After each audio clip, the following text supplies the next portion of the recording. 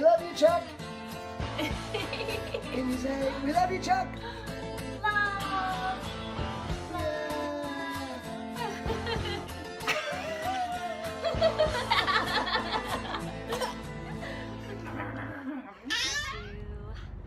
Happy birthday to you.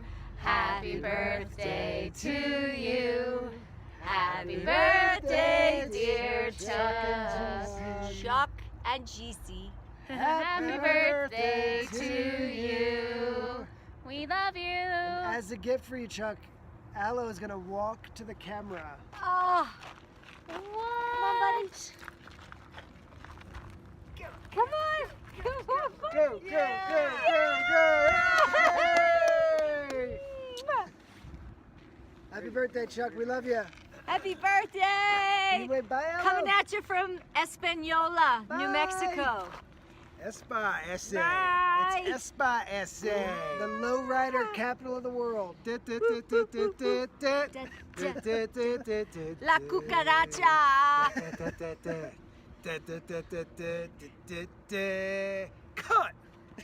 I like the superhero cards you gave me, and I like the head you gave us.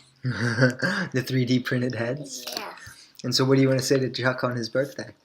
Happy birthday, Chuck! Happy birthday! Hope you have a good birthday!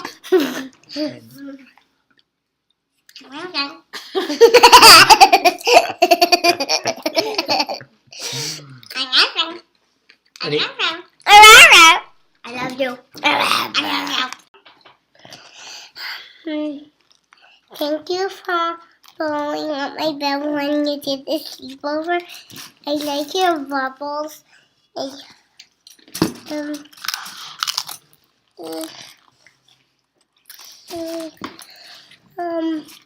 Thank you for going to Wendy's. Thank you for letting us go to Wendy's with you and eating the Wendy's on the porch. Thank you for the bike ride. Happy birthday, Chuck. Love you.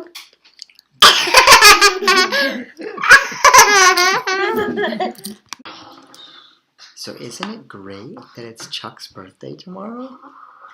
And you know what we get to do? We get to go to his house for hot dogs and hamburgers. Is that exciting? Yeah. And you've been to Chuck's house a lot to visit him while he's working, right? Yeah. And did he give you snacks when you would go visit him when he was working? Yeah. Oh man. And has Chuck ever given you bubbles when you go to his house? Yes, every time. Has Chuck ever given you bubbles? Oh, Lovey fell. Let's get Lovey back. You wanna show Lovey to Chuck? Alright, show Chuck Lovey. This is how much we love you, Chuck. To pieces. To pieces, we tell you. Right? Thank Right. Do you wanna say happy birthday to Chuck? Happy birthday, Chuck. From the world's quietest pitcher. Chuck! Aloe and Ned here. We love you. I want to talk about the time at the Telluride Music Festival. You weren't around yet. When we went around the room, and you'd always wanted to do this, but we said appliances and situations and people and places, and you had a joke for everyone. And I know I've said that a lot. That's my favorite anecdote about you ever. I don't know how anyone could have anything funnier than that. Or this right here. Love you, Chuck. Always tell jokes. I wish I could remember more of them. Hi, Chuck. Happy birthday. I just wanted to talk about the time that I met you for the first time in Washington, D.C. I came to meet you with some of my college roommates, and of course you won them over just like Ned did when he first met them. And yeah, I guess you knew how to teach Ned right, and you shared a cupcake with Maria, so how could I forget that? And that was a great, fun time where we did a lot of laughing, hanging out, and it was just so easy to be around you and easy to be around your son Ned. And I think that you taught him that, and that's why I fell in love with him. So I hope that you have a happy birthday. Love you very much and look forward to giving you hugs soon. All right. Bye. Happy birthday. Hey, Dad. Happy birthday. So I was trying to think of my favorite memory of us together when I was a kid. And there were a lot of them between, the Six Flags trips and, Hershey Park, or Sixers games, Phillies games, Eagles games.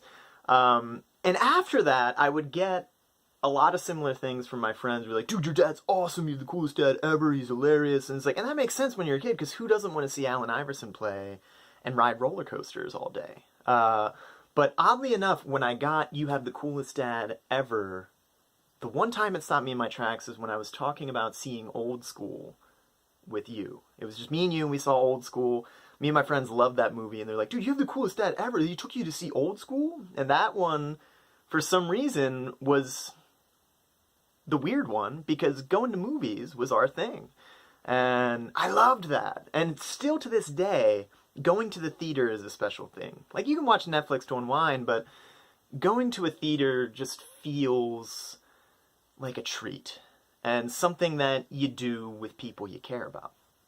And through those experiences of just you and I going to the theater, that kind of taught me two of the most important life lessons that I carry with me to this day. One, anytime you find someone that you can share a comfortable silence with, hold on to that person. But two, most importantly, your sense of humor might be the most important weapon you'll ever have. Because in the dark times, when you're laughing, it shows that you can keep going and you're not afraid of it. And even though it's rough right now, that is your light in the dark. And when times are good and you're laughing, it just makes them that much better, doesn't it? So I love you, and I hope we can see many, many more flicks in the theater together. So happy birthday, and I love you. Hey Chuck, happy birthday. I am so lucky to have you as my father-in-law. You're an incredibly generous, thoughtful, helpful, creative, and obviously incredibly funny person. I don't think I've ever met anybody with the depth of knowledge of jokes that you have and the ability to remember them. I have one particular memory of probably about circa 2007, our old tenants, I guess you would say, Phil and Chantel in Minneapolis. I think you told them some kind of, let's say, fairly inappropriate joke for some people maybe that you just met. It was about salespeople and dogs in a park or something, and they thought that you were the coolest person ever for telling them that joke. It was amazing. You just know how to get in with people, how to try to understand people, and I've always found that really impressive about you. So here's to lots more bike trips and coffee meetups and various activities around Phoenixville. And we are so lucky that our kids get to share their life with you, that you're so close. It's amazing. All right, so happy birthday, Chuck. I love you. Hey, Dad. Happy birthday. So, there's so many stories to tell about you.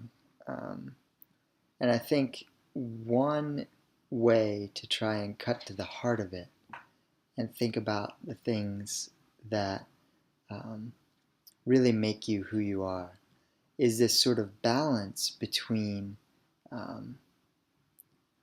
utter practicality and deep sensitivity and empathy. And so you're somebody who is incredibly practical. As you've said to all of us, you're great with numbers, right? You're a spreadsheet guy. You like to chart out the exponential growth, think about the future, and that's really important to you. And your gift giving is of a deeply practical nature. And I was reminded of that in speaking with some others about that your gifts are running the speaker wire, gifts of technical expertise, of helping somebody's printer network get set up, of troubleshooting phone trouble, making sure that the trains in people's logistical, technological lives are running as much as possible on time and smoothly. And it's such a gift that you're willing to labor at that, whether that be oil changes for Pat, printer networks for us. It's just really incredible. But then with that, you have this whole other side of you that it's beyond the practical and gets into this deep emotional intelligence. And I'm struck and reminded of something that Sister Therese said to us after the first time that she met you, right around this time of year for Easter. She said, "I have never met a more sensitive man than your father."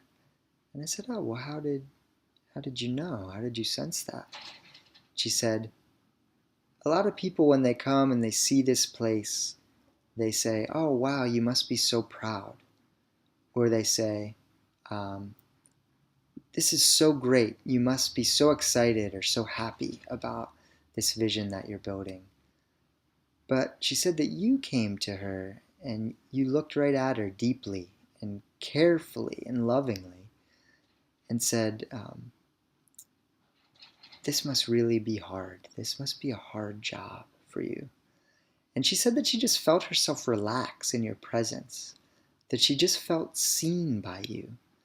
And whether that's through your jokes, the way you cut a silence with a hearty belly laugh, or the way you make sure that people's needs are met with their technology or with a really well-cleaned pot and pan, you're always there for that.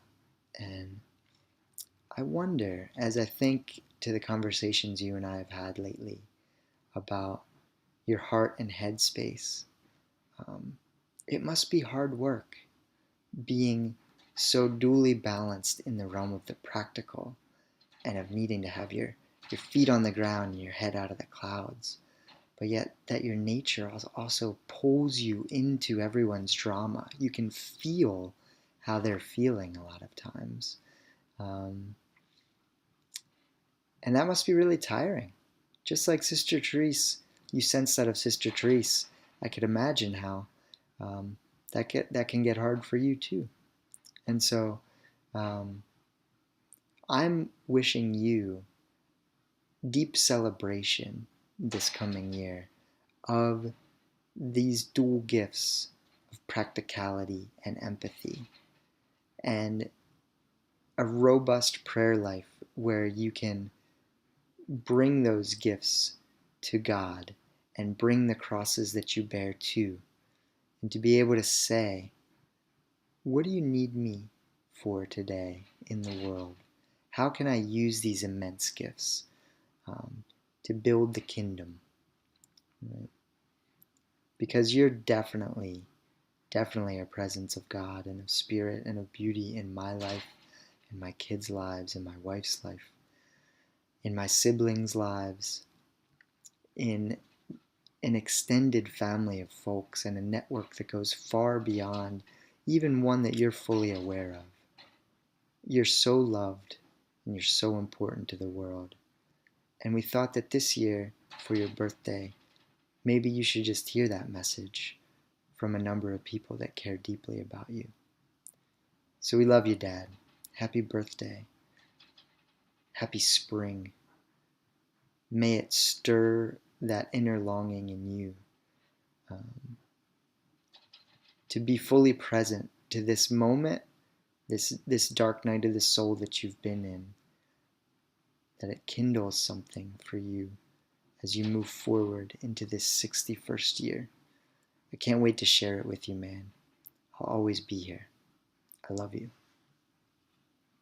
Oh, do you remember any stories about Tim when he was young? I do, yes. he was always a very, very happy baby. He was always happy.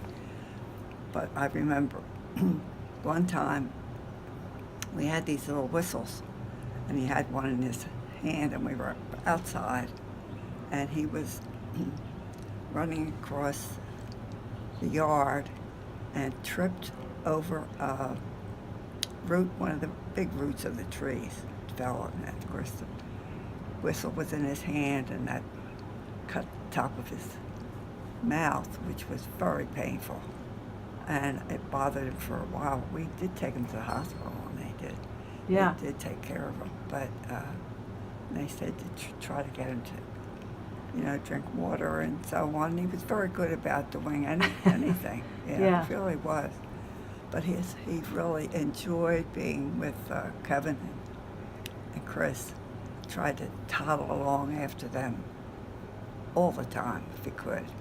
And even when he was very, very small, he wanted to play ball with them. And they were good to him. Were they? They were good to him. Yeah, they really were. Make sure he wasn't hurt. Especially, I think, when a child is hurt like that, it brings to mind that things can happen that they, haven't counted on, and it makes them hesitate a little bit, I think, about, what they're doing when they play. So that was good. It was a good lesson, I guess, for all of them when he got hurt that time. So, I guess, any more? You were saying he really loved the beach. Oh, he did. He loved to go to the beach. Really? Because he didn't seem to in high school love the beach as much. But when he was a little guy, he did? He did. Oh, he loved the beach. Yeah, he really did. What would he do? The water. Well, he was constantly, he tried to follow Kevin and Chris no matter what they were doing.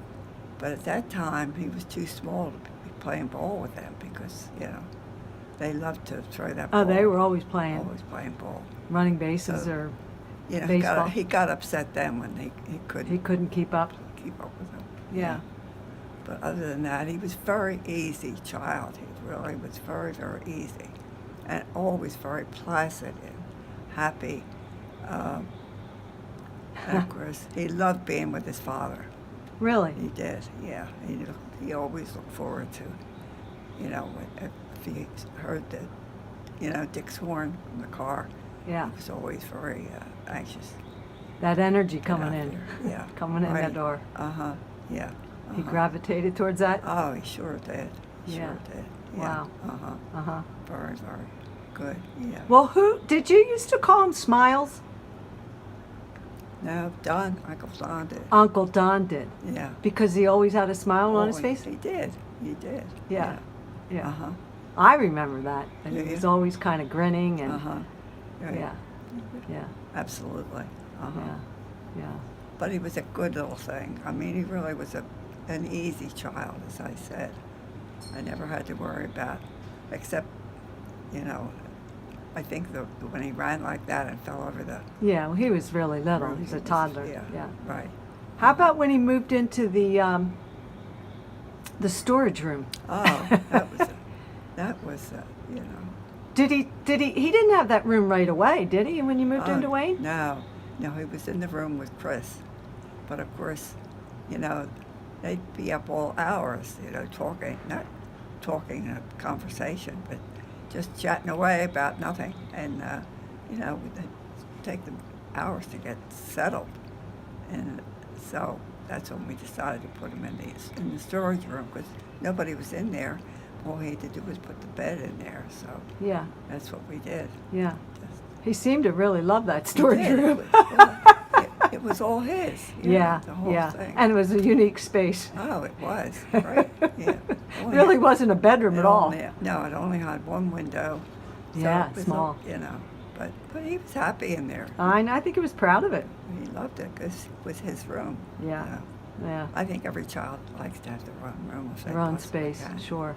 Yeah. Yeah. Uh-huh. All right. Well, you want to say anything to Tim? Oh, Tim, you're great, dear, and I love you very, very much. Okay, God bless. Very good. Okay, so here we are at room 216, once again, apartment 216, and I have my dear cousin Kevin, and we're continuing down memory lane, the line of reflections. And Kevin, you were sharing with me earlier about some earlier memories. I wanted to go back to when we were kids, and it was me, Mars, Chris, and then Tim. And Tim always was a really happy kid. And he always had a smile on his face, to the extent that Uncle Don, who would come over, gave him the nickname Smiles. Hey, Smiles, how you doing? And he just was a happy kid. And one of the happiest times that I ever remember was when we moved into the house in Wayne. We all got our own room, except for Tim was in with Chris. And that was somewhat of a prescription for disaster. And I don't know what happened, whether Chris lobbied to get Tim out of there, or Tim lobbied Mom and Dad to get him out of there. But anyway, right next door was what we called the storage room. And it had tons of boxes, and it had like 150 drawers right into the walls. And there was stuff in all of the drawers, and there were closets. So Tim moved into the storage room. They slapped a bed in there, and he was happy as a clam. And in fact, he loved that bed and that room so much that he would sleep hour after hour, late into the midday, to the point where he got the nickname the Mole Man, because he was like a mole. He would burrow his way into the bed and stay there until somebody woke him up. And then the next thing I remember was when we moved down the shore, I would go down there like in the wintertime, and Tim was like the leader of the rest of the kids now, because Chris and I and Mars were gone, and we would go down and we would just be visiting, and Tim always had something going. As quiet as it was, he knew where everything was going on the weekend. And with that, I think Andy has some examples of how Tim got everybody into the act down there, including Freddie the freeloader. Right. Well, sure. When I would come down there, it was all about the party.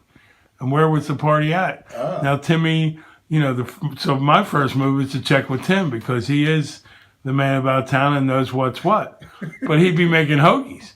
And he wouldn't always know exactly what was happening, because, his attention was on hoagies.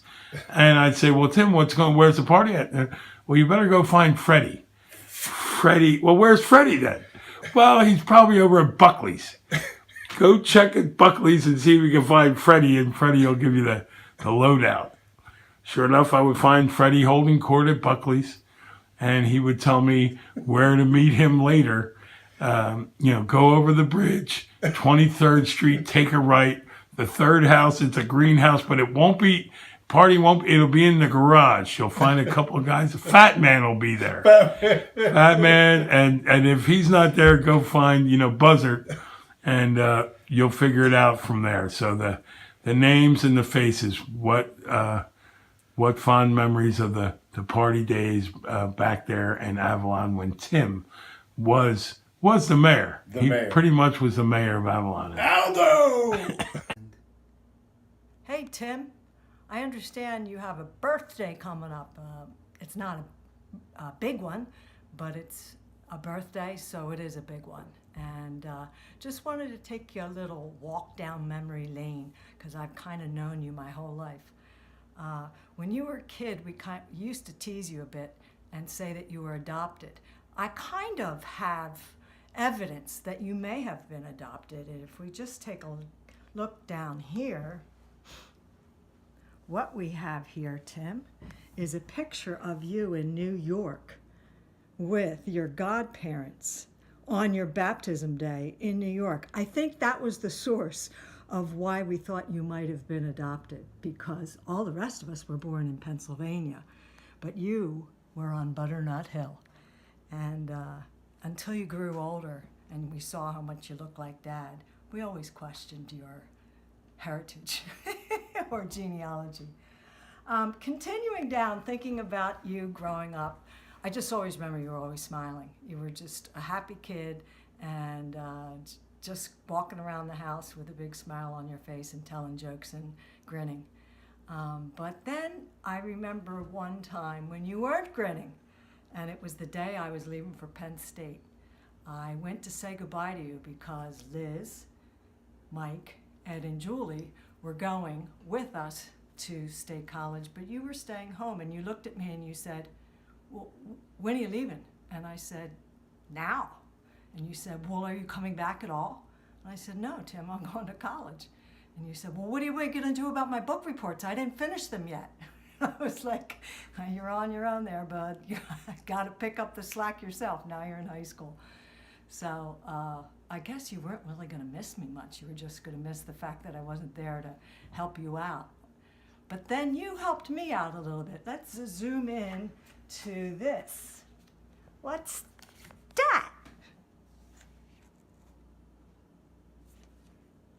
And another.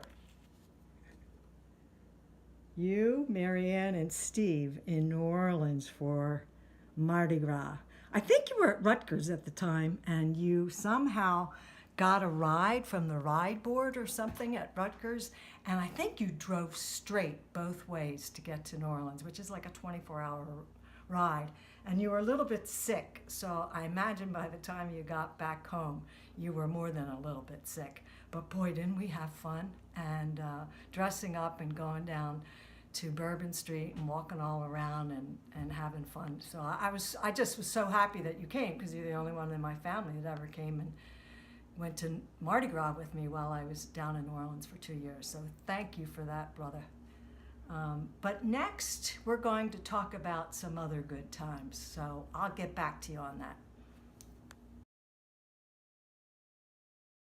Birthday greetings from Dublin. I think it's the homeland for most of the docs. Forget about that little German piece, won't we? But I wanted to wish you well from our homeland, brother. And I'm sorry I missed your 60th last year, but at least I can give you greetings on your 61st. And you've always been a great brother, very kind, thoughtful, and giving. Always been a wonderful example for me, Tim. And we're hoping that you get better real soon. And I have to share one little story with you. It was before I went to Ireland, I was driving through Wayne, and I saw this. It's like a flag for Larry Marshall. Wayne sort of celebrates a bunch of vets. And you probably remember Larry. He lived around the corner from us, but he was the first guy we knew that got killed in Vietnam.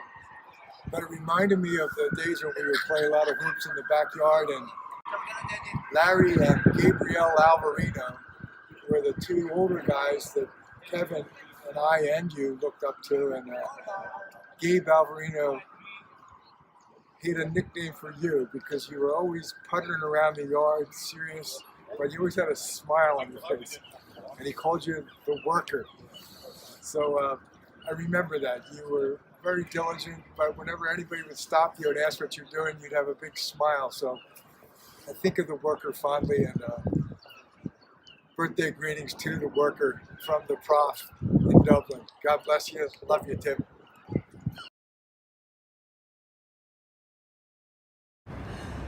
Hey Tim, it's Lizzie here. Wishing you a very, very happy birthday live from the Avalon Community Hall, located at 30th and the Beach, as you can see, in Avalon, NJ, where it's cooler by a mile. Does anybody know where that came from? That's right, because Avalon and Stone Harbor, the 7 Mile Beach, sit a mile out than the other barrier islands. Anyway, thought we'd come to Avalon where there's a whole bunch of memories. Thinking back on our childhood, I guess I can remember back as far as maybe 6 or 7, you as my older brother, always looking out for me. Moving more into childhood when I was 10. I know that you couldn't have been part of the aliens when they used to get the alley shot, and not let me play with them, the neighborhood boys. You weren't a part of that, because if you were, you would have had my back. Because, bro, you've always had my back. Love you much, and want to take you back for some memories here in our sweet town of Avalon that has certainly changed a lot. I remember playing all kinds of outdoor games when we were kids. Kick the can, Bloody Wolf, of course basketball, baseball in the backyard, football in the side yard. But some of my fondest memories were down in the basement when we used to play ping pong. And I would always want to play, but you guys used to beat me so badly, but you used to take the time to play me with your left hand. And you'd play me over and over again, and I'd maybe win 1 out of 4 or 5. But then it was always exciting to see you beat Michael, because I always was rooting for you. And Michael used to ask, why are you rooting for him? Well, because Mike won in everything he always did, right? Anyway, we're going to take a little cruise through Avalon. All right? Love you, brah. Keep in touch. Hello again. Here we are over the 21st Street Bridge. As you can see behind me is the Sylvester sign. We all remember Freddie. He was the love of our neighborhood. And also the kid that we got blamed for everything that went wrong in the neighborhood. It was always, who broke the jealousy window? Must have been Freddie. Freddie the freeloader. But Freddie and his family, I don't believe they own that restaurant anymore, but great spot. Moving down here is a little alley.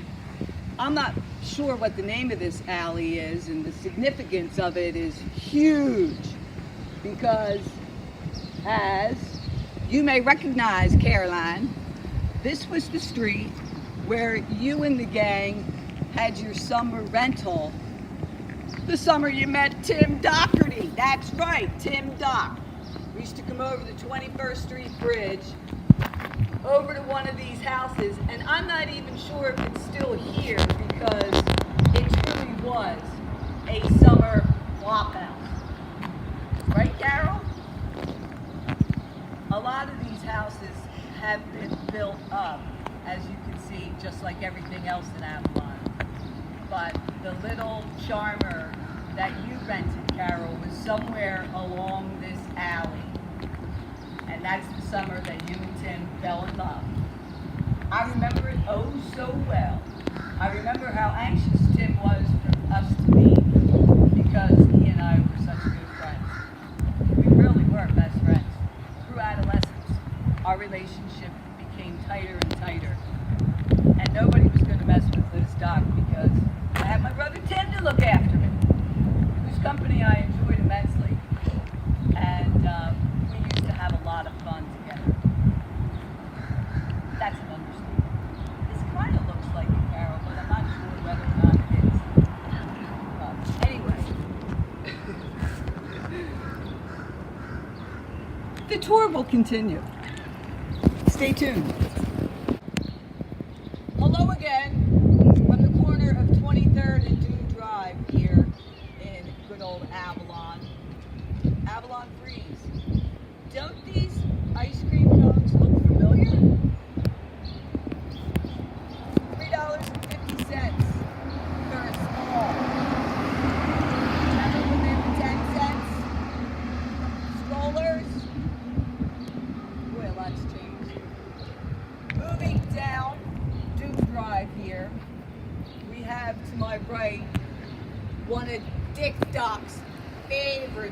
That's Cafe Lorraine. He was in there probably once a week because he adored their crab imperial. Rich, creamy, crab meat, cheese, right down Dad's alley. He loved that place.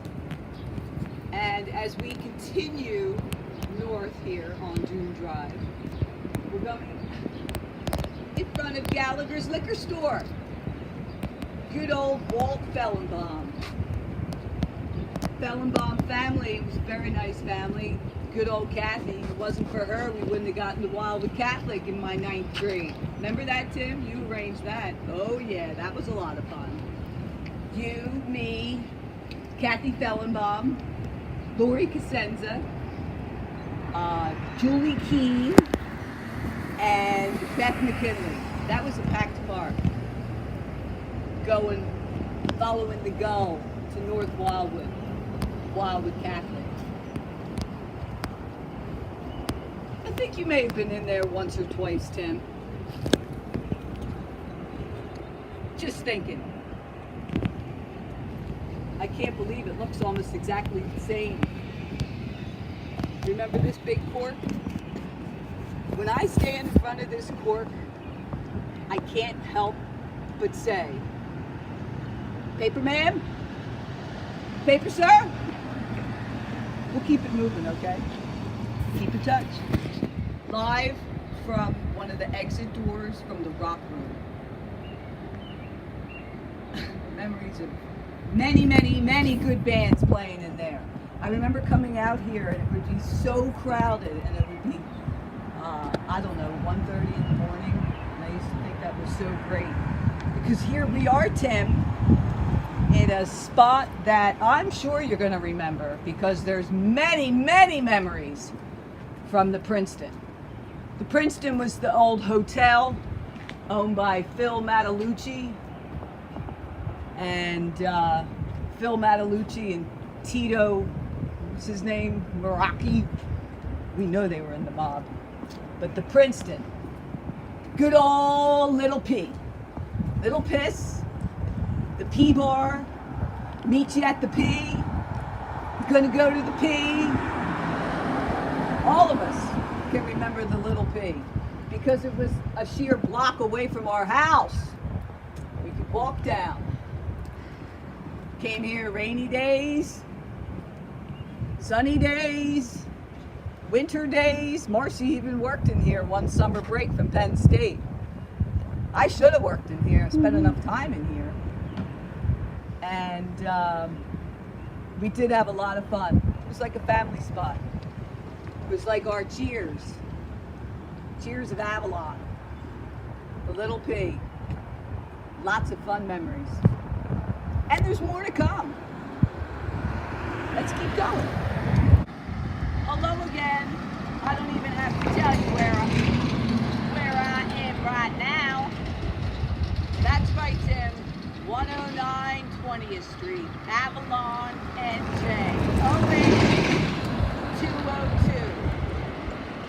A lot certainly has changed in this sweet little town, but none of the memories have changed. They're all still so warm and enjoyable when I think back all the good times. Standing on the pebbles that we would have to weed, and then the weeds became grass, and we had to mow it over there. So many great memories here. Caroline, you remember the yellow house? And it was still here when you had your kids. I remember Tim being down here at the yellow house.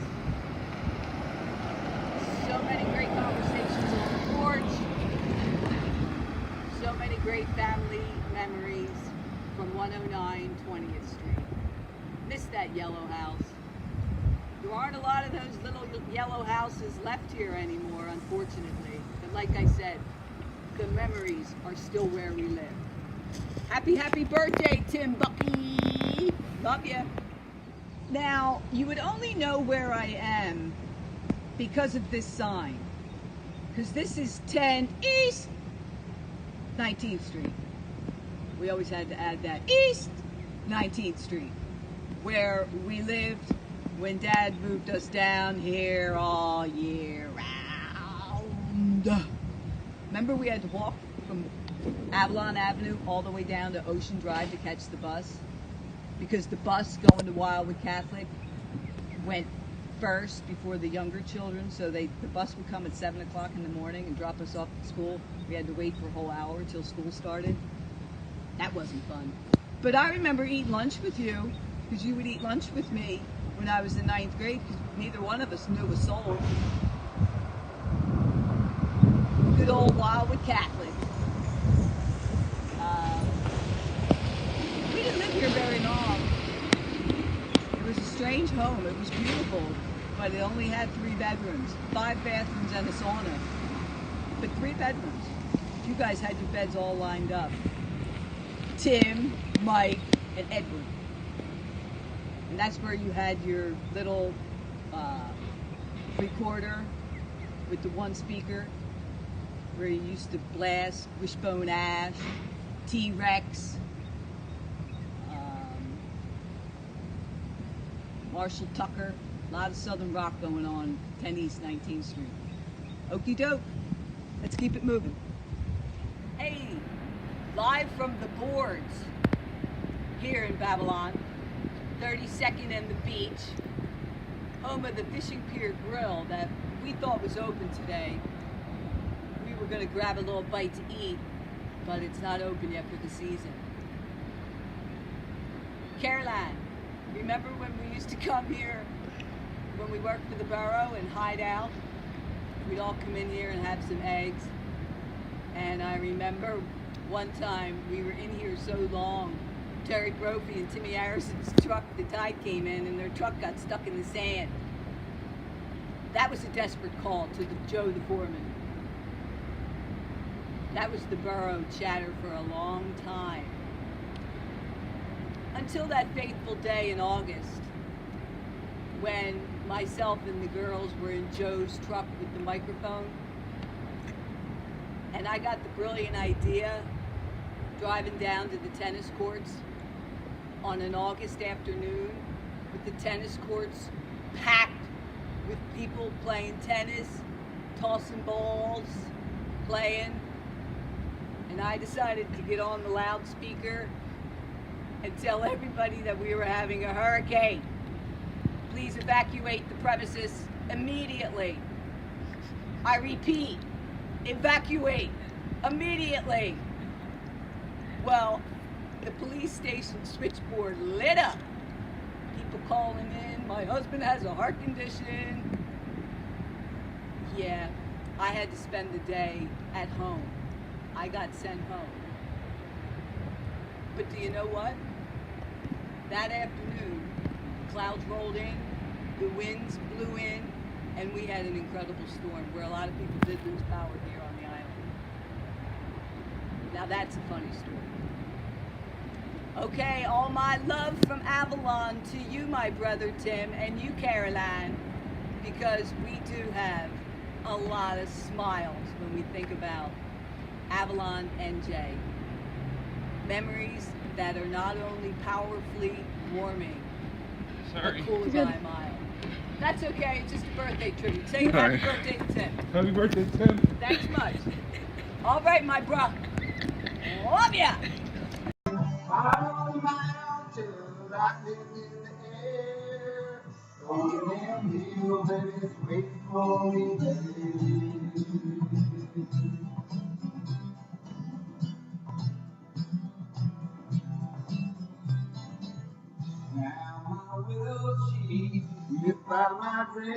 Oh, hey, hey. Just hanging out. Listen to a little music. You know, normal things to do in April. So, Tim, I guess that's a little loud, huh? Let me turn that down a little bit. So, Tim, how are you? Was asked by your son to say a few words to you for your birthday. So I thought I'd have a little music in the background. In fact, let me turn that up just a little bit. get the feel for a little fire in the mountain. So, where do I start with memories of Tim Dougherty? I guess I could go back to childhood. And in fact, there's not a lot of great memories in my early childhood that I can recall. And I think a big reason is there was kind of the big family from you up, and then the little family from Liz, me, Ed, and Julie down. So we didn't cross over a whole lot in our activities, playing around the backyard, all that kind of good stuff. But it really wasn't until I think we went to the shore and we started hanging out more. And in freshman year, going to Wildwood Catholic, you were a senior. We spent a lot more time together. Basketball, going back and forth to Wildwood Catholic, hitchhiking along that crazy route. A lot of good memories down at the beach house during that time. But really, it kicked into high gear once we started working together at the bike shop. And we spent 3 long summers together and some fantastic times that we had there. Listening to some music every once in a while. And one specific memory that I have at the bike shop that stands out is when a fellow brought a bike in, I think it was a 10-speed, and he had a problem with his derailleur. And I didn't know a whole lot about fixing derailleurs, so I gave it my best shot, and the guy came back, picked it up, and went on his way after a nice big fat bill. And it wasn't another 3 or 4 hours, and he came back. And if you recall, he wasn't very happy. He came in and he had the bike strapped up on his shoulder, and he basically threw it at you in the front of the bike shop and was screaming and yelling and showed where he had fallen and hurt himself, actually, because the chain got caught in the derailleur and he fell over the top of the bike and hurt himself pretty bad. So I remember your face, you were pretty scared, and I thought the guy was going to attack you, but luckily he didn't. And I think in the end, what we did was we put a brand new derailleur on and ate the cost of that and sent him on his way. And he never came back, thankfully, but I do recall that very vividly and was actually scared for you for a minute that he might actually hurt you. So that was quite a memory. The other thing I really recall having a lot of fun at was the Ocean Drive in Sea Isle City, and they had a comedy night, and you entered in, and I think you had about 10 or 12 minutes to tell your best jokes. And to me, that was a highlight because you were always my hero when it came to telling jokes and being fun and cracking me up all the time. And that was really a special night over in Sea Isle. A lot of memories down at the shore and even, after the bike shop. But I know one thing, that you've taught me how to be a better brother. You've taught me how to be a good father. You've been a great dad and a great witness to fatherhood for all of us to see. And how to enjoy music, which has been a big part of my life and a big part of our family's life. In fact, here it is. Let's see. See if we can remember something here.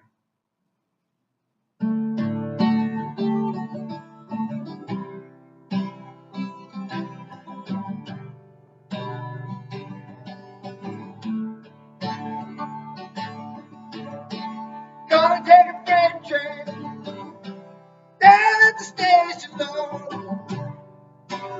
Yeah, coming back.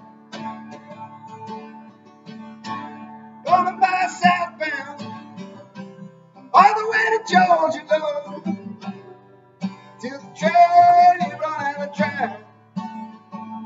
Can't you see? Can't you see what that woman been done to me? Remember that one? Yeah, good times, good times. In fact, one memory I have, getting back to memories, is September 3rd, 1977. Does that ring a bell? Well, we went to see a couple of bands in Englishtown, New Jersey. And I think I was 16 years old, and it was most fun I've ever had in one day of music. It was fantastic. And I'll sign off now. Tim, I love you very much. Happy birthday. And I hope you have a great year. Cloudy April morning here. We're having coffee. And to lighten our gloom, we decided to reminisce about April babies. There's a band. All the cool people are born in April. Yeah. Especially like around the middle of the month. Mm. Yeah. Heart of the lineup. Do you know anybody born in the middle My of the brother month? Tim, actually. Is that right? Yeah, that's right. Yeah. What do you think of when you think of brother Tim? Like, is there a quintessential Tim story? Yeah, Fighting? So when Tim, I don't know, I guess he was in college, maybe at Penn State Media, and I was in high school, so we were living on Kinlan Road. Yeah.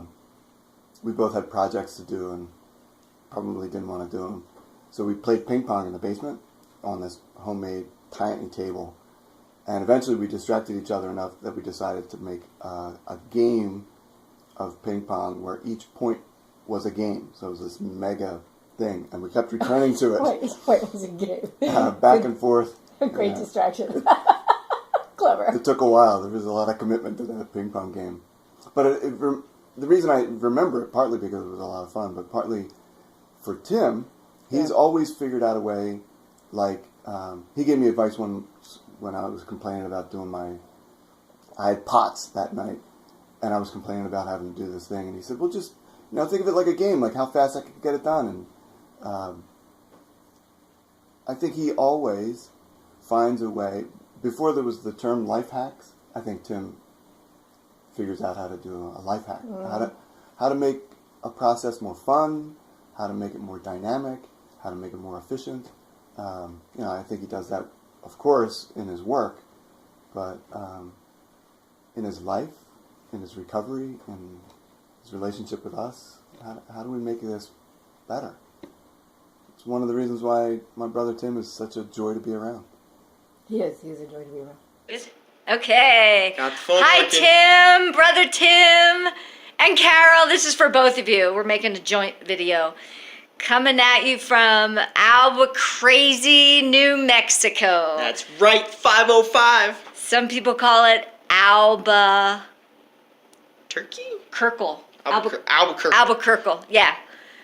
Happy birthday. We love you both so much. Happy birthday, guys. Happy birthday to you.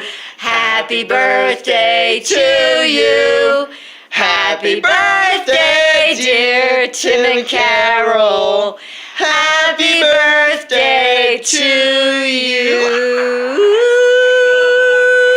We love you. Bye. What do you remember?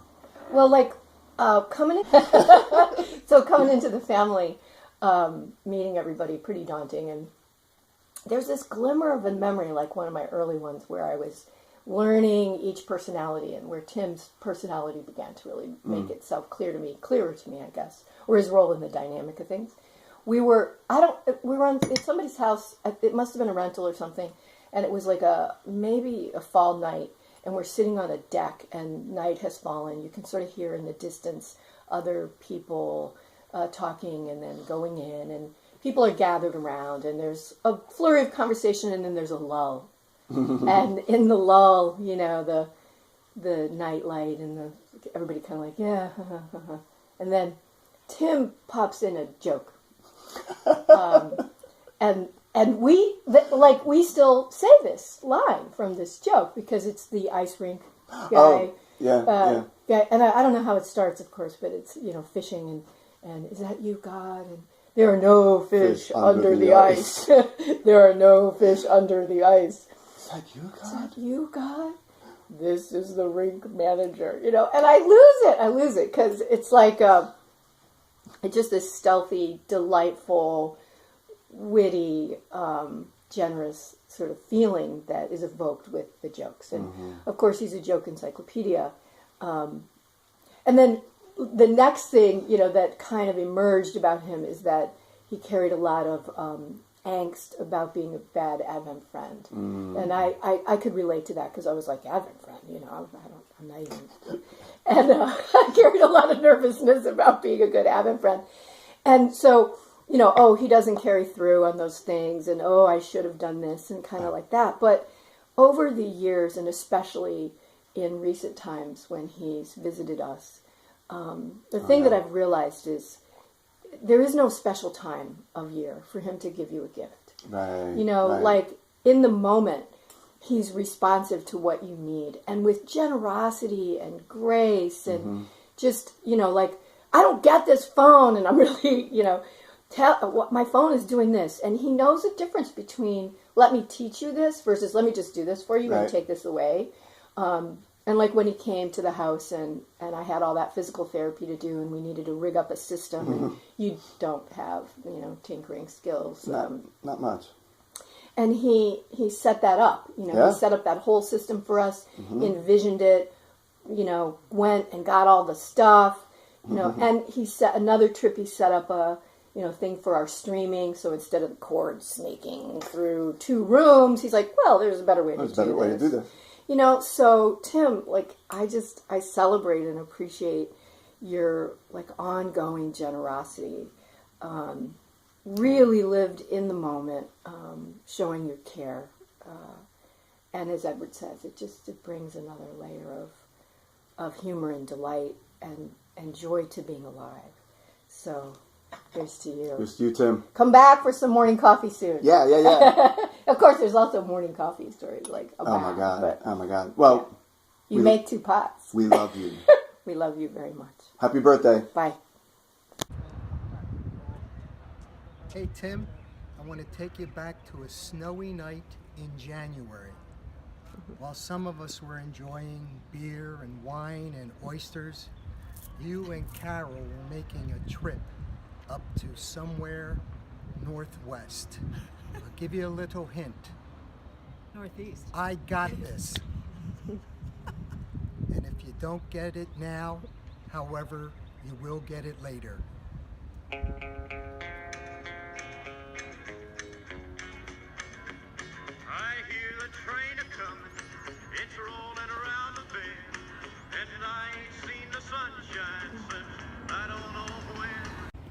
Hey Tim, it's Liz and Joseph. And our Blessed Mother behind us, Mr. Joey, just painted the grotto. Blessed Mother blue, if you will. Looks lovely. We've got to get some flowers around here. Good boy, good boy. Good boy. Barney and Snowball wish you a happy birthday too, bruh. And, do you have anything to add? Happy birthday, Tim. Can't wait to get you back here, Tim. We, Someone to cut the grass. of course have, planned to sure about what we're gonna do with the property down there, but I'm keeping my fingers crossed they just bring that sewer down, and we'll all be a happy camper then. Happy birthday. We love you. See ya. Hello, Tim and Carol. This is a message from your favorite sister-in-law, Bets. Just wanted to share a couple stories. First, Carol, thanks for being instrumental in getting Mike to ask me out on a date. I think you were part of the process of him figuring out that I was maybe more than just a friend. So thanks. I'm glad that you're my sledge. And Tim, what can I say?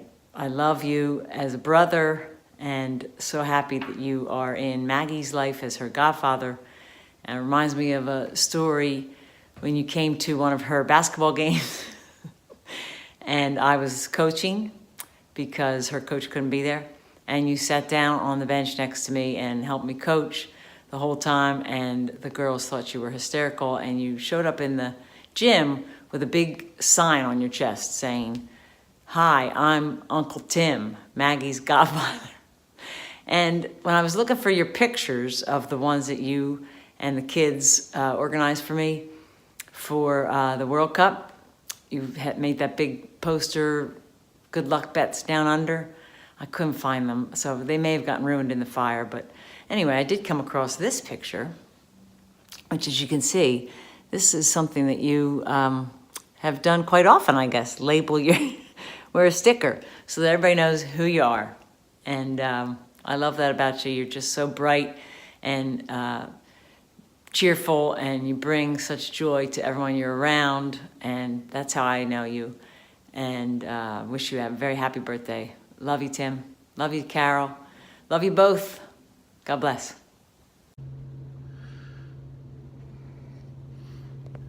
Hey, Tim.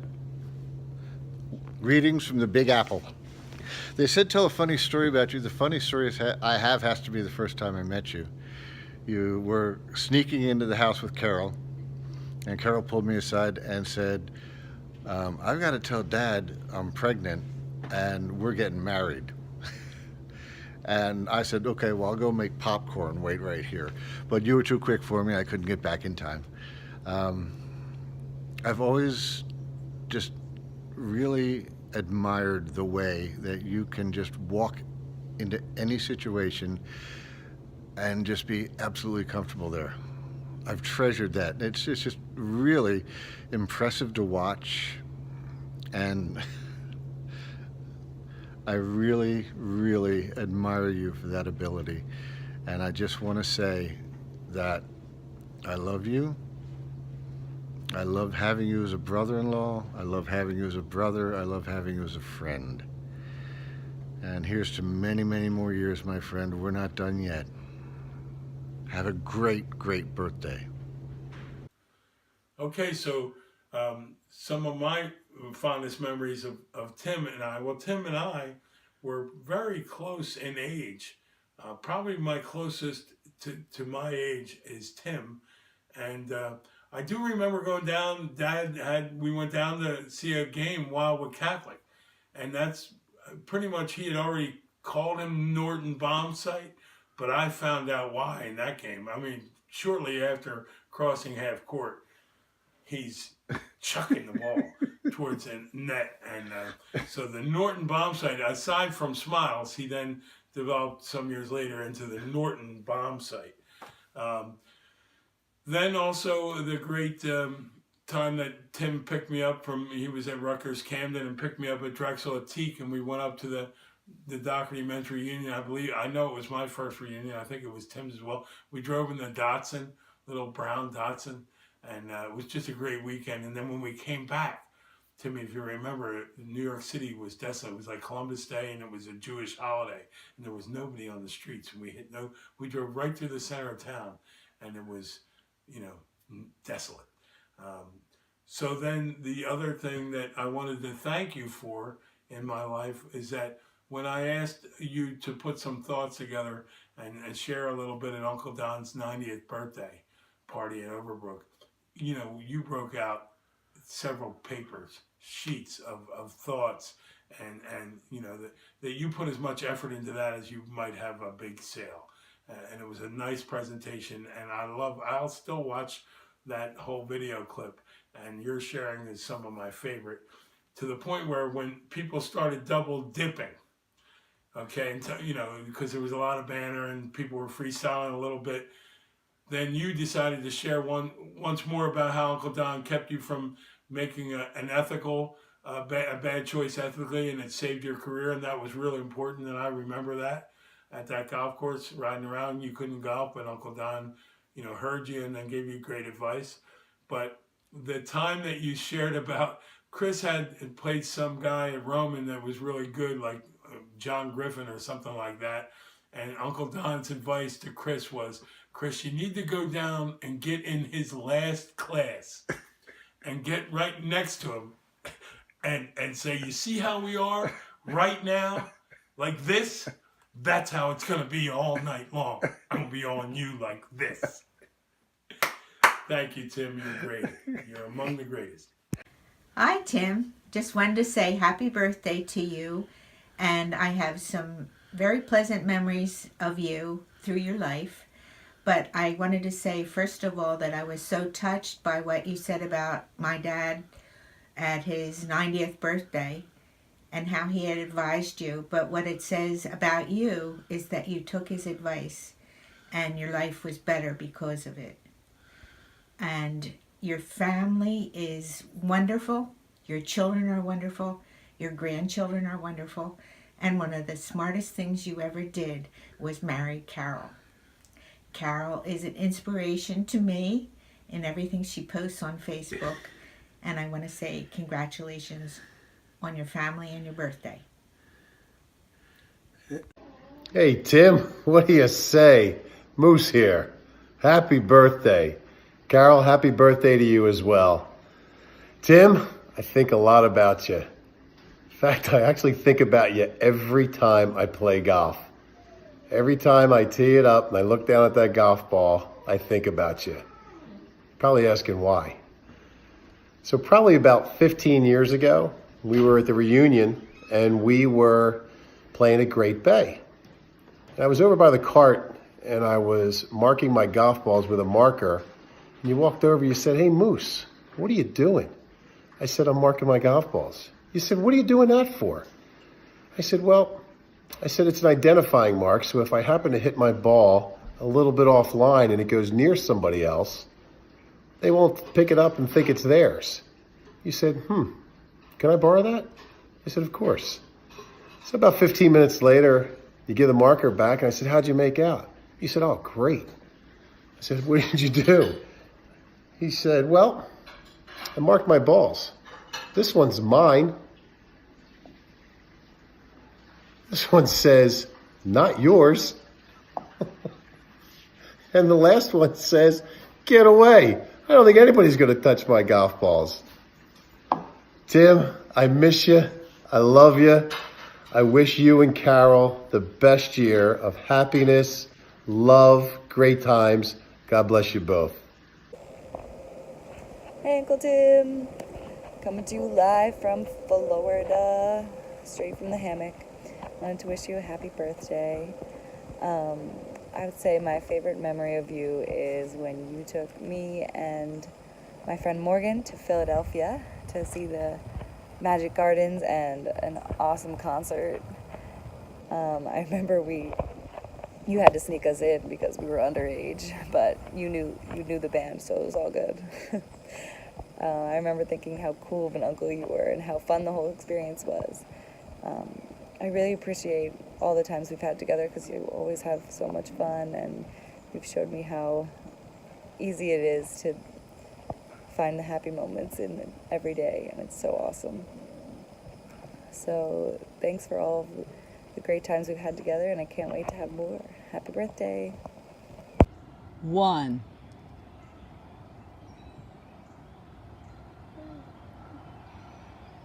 Somewhere over the rainbow, way up high, there's a land that I've heard of once in a lullaby. Somewhere over the rainbow, skies are blue, and the dreams that you dare to dream really do come true. Someday I'll wish upon a star and wake up where the clouds are far behind me, where troubles melt like lemon drops away above the chimney tops. That's where you will find me. Somewhere over the rainbow, bluebirds fly, birds fly over the rainbow. Why then, oh, why can't I? Happy birthday, Uncle Tim. I love you. Nice job, kiddo. Good afternoon, folks. We're here in Cape May.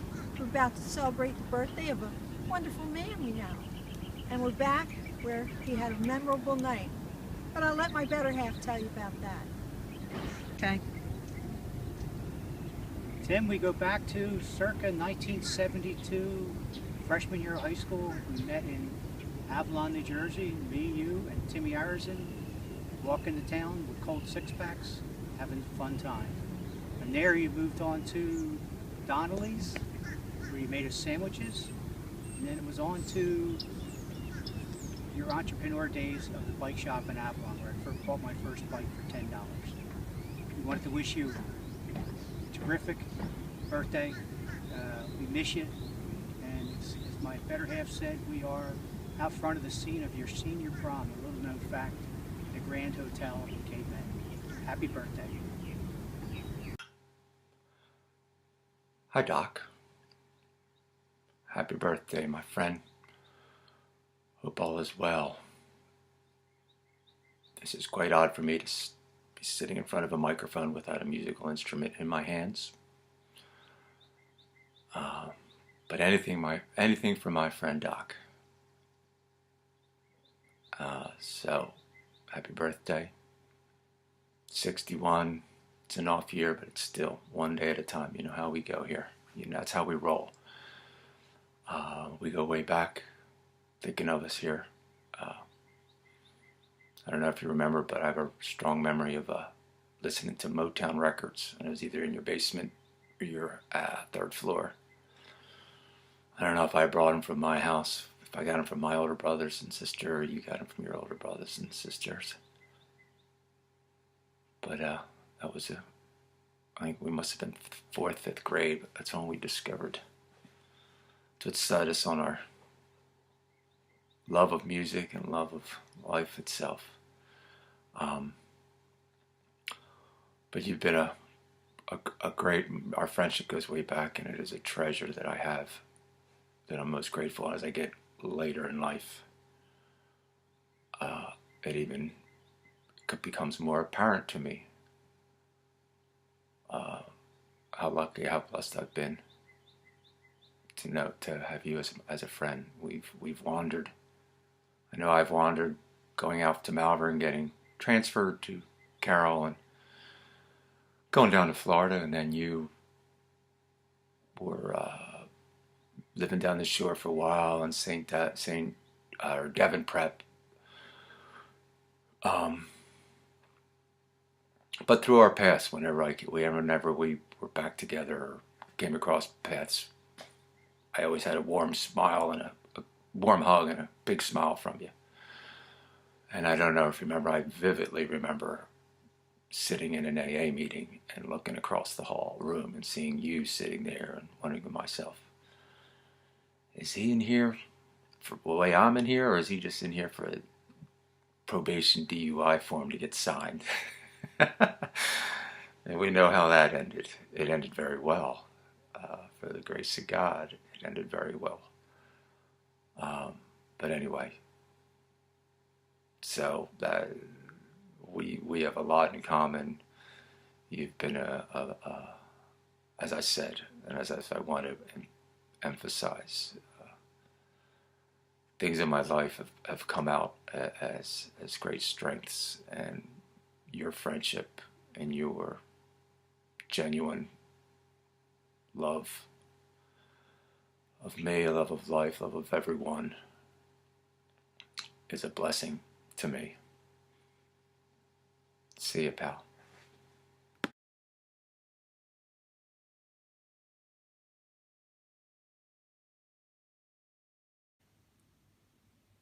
Yes, here we are. Now I can't see you.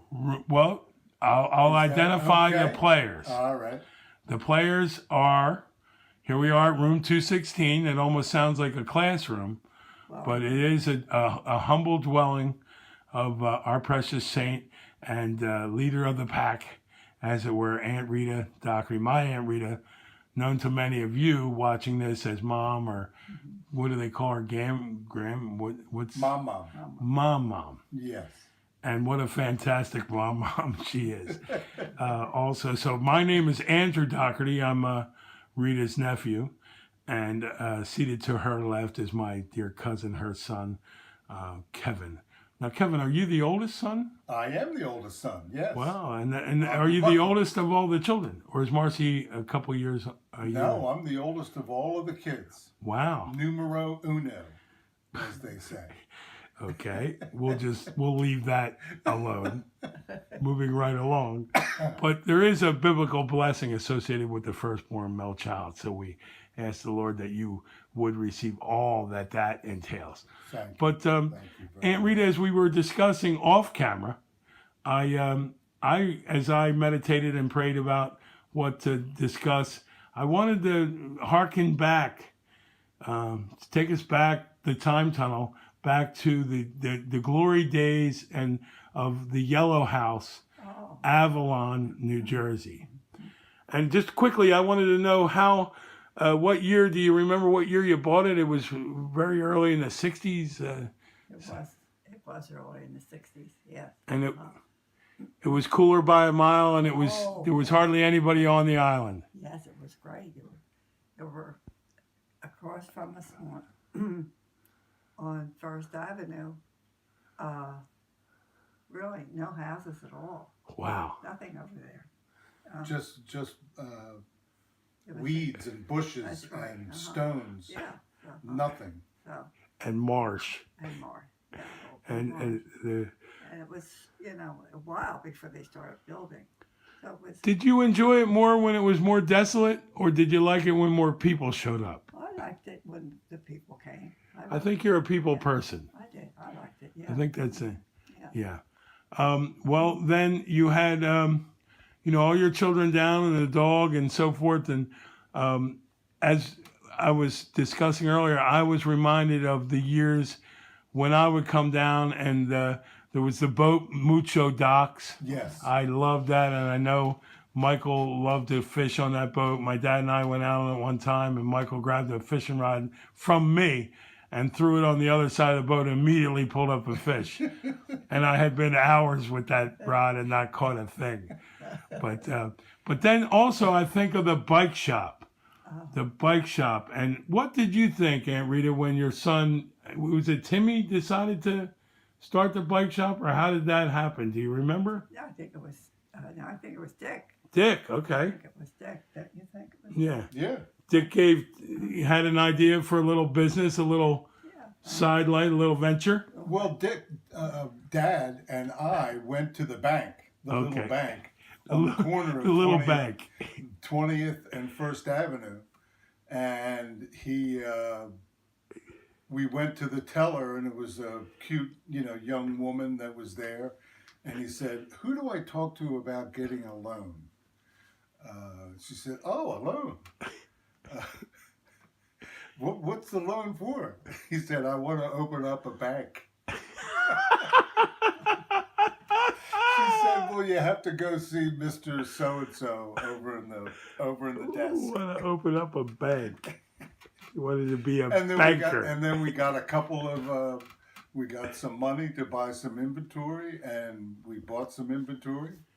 And now, what kind of inventory was it? Schwinn, Raleigh? Was there any particular name brand involved, or were we just getting good deals? Stuff falling off the truck. Looking for the cheapest kind of bicycles. High performance values, price performers. Yes, but we were also looking for tubes, tires. Repair. Repair stuff. Apparently there was money in repair kits. Those kinds of things. Because other people bought locks. Bikes. You needed locks down there. Apparently other people brought bikes down to the shore, but would potentially break down. Absolutely. And Dick saw a market for the repair. Yes. Who was the best repairman of the bunch? Oh, definitely Michael. Michael was he's the a man. future Penn State engineer, without question. Was the And man. I remember seeing him at the Gears. But who would you say was the manager of the shop as we look back? Well, I was the manager for the first year, maybe 2 summers, I don't know. And then when I went to college, Tim took over. Okay, and Tim did a great job, and they had an unbelievable repair business. Yeah, well, that was money. It was money. They did very, very well. Tim did very, very well, and to the point where I think the last couple of years that he ran it, the last year, he was. I guess it was before or after he did Donnelly's Deli. It was after. It was definitely I'm certain. after. But he knew everybody in town. He did. And we would drive down Dune Drive, and it was like the Seinfeld with Kramer driving down the street. Hey, Cosmo! Hey, Tim! We called him Aldo. Because there was a Chilla. There was a Aldo Chilla commercial where Aldo used to drive down the street and everybody would yell his name, and they did the same thing with Tim. Aldo, I remember that commercial. So Tim was like the mayor of Avalon, and I remember that well. And my little story relating to the bike shop was, I had an interesting day where I was up very early in Philly and went down and got on a deep sea fishing boat out of Sea Isle. Spent the day, once again, the fishing hand, I was never very productive with the fishing rod. Yes. I didn't catch anything but a major league buzz on the boat. Went to catch further buzz in La Costa, and then I went to the boardwalk with a beer in my hand, looking for my friend who was swimming in the ocean, Billy Scott. Just happened to see him when a female officer of Sea Isle's finest advised me to dispose of the beer immediately. So I thought, what a brilliant idea, and I chugged it right down and threw it in a trash can and said, "Thanks a lot, officer." And then off I ran to the waves. And I was out about a quarter of a mile when the lifeguards are whistling. I'm thinking, oh, brother, they never let me swim the way I like to swim it. And then I looked, and they were blowing me in pretty hard, and there were a couple of policemen there. And I didn't really know what that was all about. I went to the, to the shoreline and came out of the sea and put my hands up and said, "What's the problem?" And the cops just threw bracelets on my hands, and apparently that was the problem.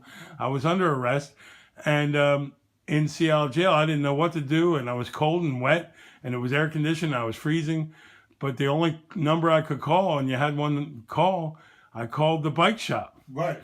And Tim answered, thankfully, and he went into the till and came over with $150 cash and bailed myself out of prison. And to this day, I have not paid Timmy back. So, Tim, if you're watching this, I did the interest. You're going to get $200. Oh, it's like a Moose prize. It's like winning the Moose Open. It's better. They only get 100. So I just want to congratulate you on the great work you did at the bike shop, and even the other work that you did down there in Avalon, which was apparently find a wife. That's right. Yes. And my comment on that is that I was involved with Timmy and the gang, as it were, and I wondered, quite frankly, what the heck, the two of them were doing with each other. What she saw in him, I couldn't quite understand, and I thought that she was a little bit too good, a bit of a goody two-shoes, and Timmy had a couple wild oats, and I thought, this is never going to work out. And I had some serious concerns when they got married. But the concerns were really more for me than they were for them, because they have proven to be just a wonderful couple. And I wish I had that picture of the pajamas, of the family in the pajamas. But I think Carol being a little more tuned in when you say what she saw in Timmy, I think somehow she saw that picture The family of the pajama party. Yes. And what a family. So you've done one successful venture after another, both of you. And I just want to comment that the truth is, and we were discussing this before the film clip, that all of our best days are ahead of us. Yes. Because we are awaiting the Master's return, and he has nothing but good things in store for us until then. Absolutely. Absolutely. And any final, I know that you've shared for Tim, but any other final comments, Aunt Rita? Or for... I don't think so. Uh-huh. I think Tim is just a wonderful guy that happens to be my son, and I'm very happy that he is my son. Wow. And I thank God for him every day. Wow, that's wonderful. Thank you. Yeah, and Kevin? And being another son that is sometimes mistaken for Tim, because we have somewhat the same mannerisms, and we sound alike when we talk. The humor. We sometimes look alike. In fact, many times I have called his office over the years, and they thought that it was him that was calling. And even we share the same doctor, and it seems like we have the same ailments. Sinus trouble, a touch of depression here and there. So we're... Hey, Tim, happy birthday to you. What a great celebration. Your son asked me to say a few words for your birthday, so here goes. You're probably wondering, who the heck is this guy? Well, I'm your father. And yes, this picture was probably taken when I was 11 or 12 years old. Nevertheless, I wanted to let you know that you were always one of my favorite children. Firstly, because you look a lot like me, which is a big bonus. And secondly, because you could tell a joke like nobody else I know. Maybe even better than I could tell a joke. That's a real bonus. And it's carried you through your life. I'm also very proud of your work over the years as a salesperson. The greatest profession on earth. So congratulations on all of that. You have shown to be a tremendous father, and you are always a great son to me. Thank you for that. And remember, you can always keep in touch at any moment, wherever you are, with me. I love you very much, and have a great day. Oh, boy. God bless. Happy birthday to you. Happy birthday to you. Happy birthday, dear Chuck. Happy birthday to you. You forgot your funny face.